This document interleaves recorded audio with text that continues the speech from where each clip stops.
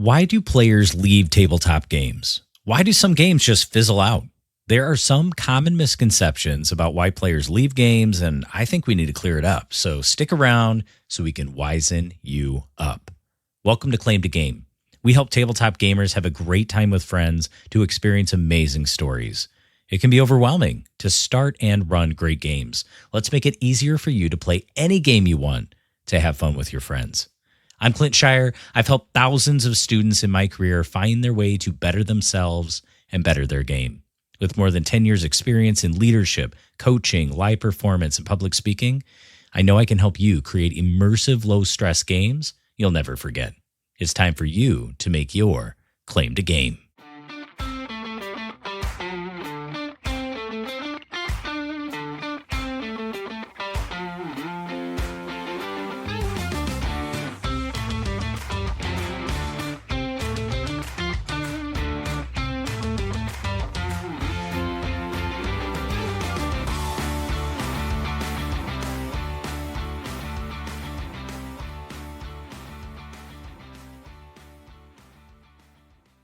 Hello and welcome back to this bonus episode of Claim to Game. These bonus eps are a little shorter, a little bit more bite-sized, quickly cutting through the fluff to get straight to the point.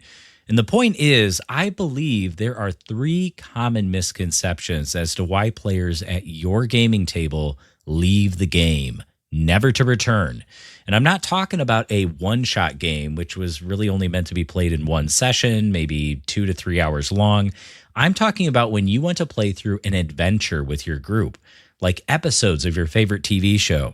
And whether there are 6 to 8 episodes or you plan to meet every week until the end of time, unlimited episodes, I'm talking about campaign-style adventures.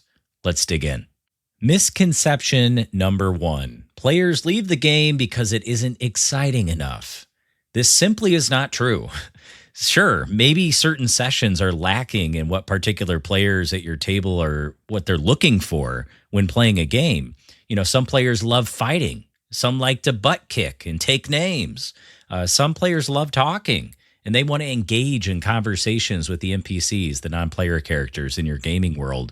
Some players love both of these things, and they just want to roll dice and let the mechanics of the game determine the outcomes instead of the game master waving their hands and allowing anything that seems cool to transpire in the story.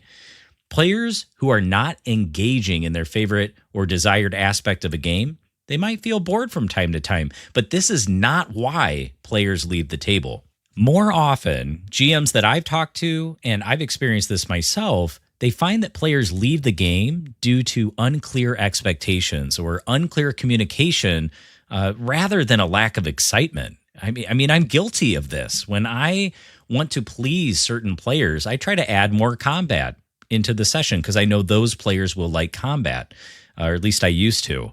And when I was frantically trying to shift gears for the players who wanted to do more storytelling, you know, I would drop dramatic plot twists to try to shock them with cliffhangers and clever mysteries. And instead of just guessing what my players want, I should instead find a way to align with my players to get feedback so that they can feel heard. And then through talking with them, I can help realign that misalignment. And the expectations that they're wanting to see when they're playing the game, I can try to cater to multiple gaming styles.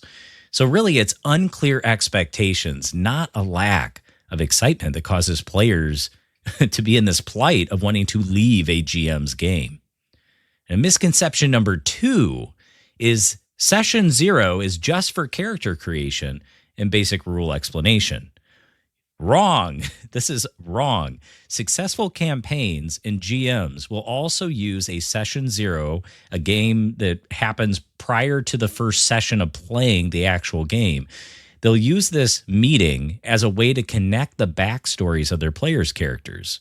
The session should contain a time where the players can connect their characters to each other in some way and also to the gaming world. And this can be done whether the world is pre-made, like in the situation of Dungeons & Dragons in the realm of Faerun, or in a world that you've completed and created and made up on your own.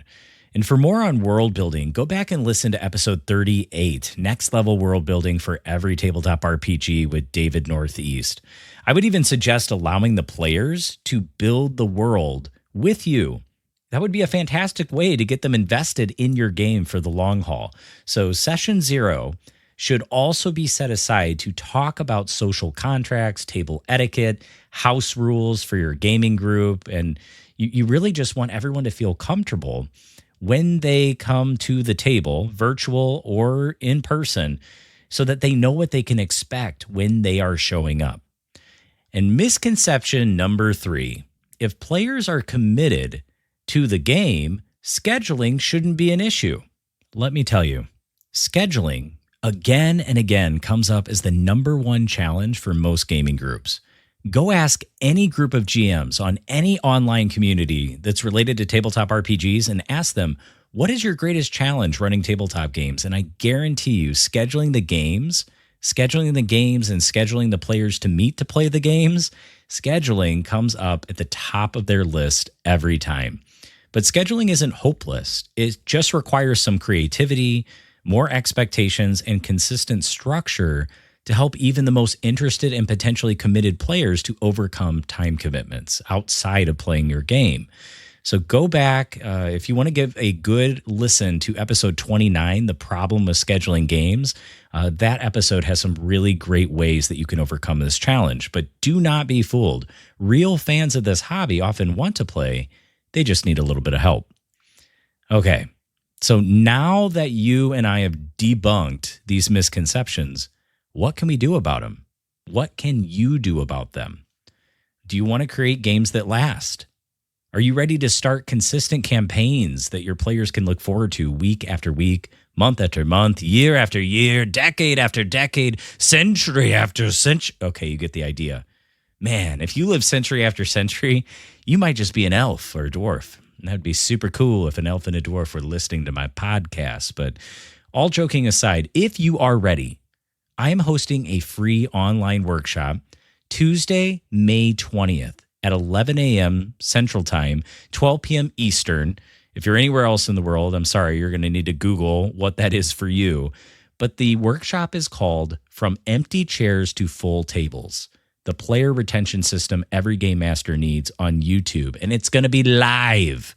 It will be live. I will be live. We will be live together. I'm going to share some strategies I've used in my personal games, as well as methods used by thousands of successful GMs. You'll get advice on why you should implement these strategies, how to get started, and what you can do to grow your player commitment. Make sure that you register now at claimtogamepodcast.com/full tables. That's claimtogamepodcast.com/full tables. The link's in the show notes. I hope to see you there. And join us next time as we find the best ways to have great times with friends and experience amazing stories through tabletop role-playing. Keep having fun as we continue to make our claim to game.